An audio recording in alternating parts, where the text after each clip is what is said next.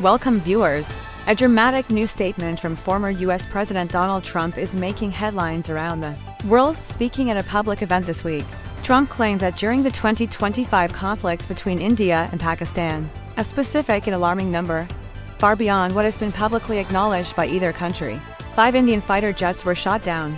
This is the first time any global figure has mentioned such. Most people don't know this, but 5 Indian jets were shot down. It could have gone nuclear, especially since no evidence or official confirmation supports this claim, exaggerating events for political effect or simply misinformed.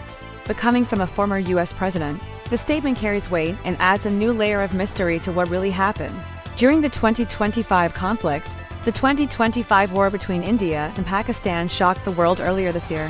While both nations issued limited official details, reports confirmed heavy cross-border shelling, airspace violations, and multiple aerial engagements. But so far, India has only acknowledged minor losses, and Pakistan has remained largely silent on the specifics of enemy damage.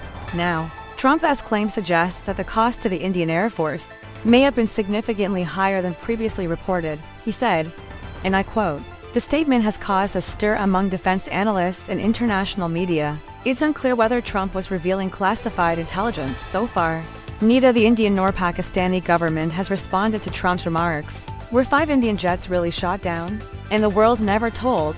The silence is only adding to the speculation. We'll continue to track the story as it develops." Thank you for watching.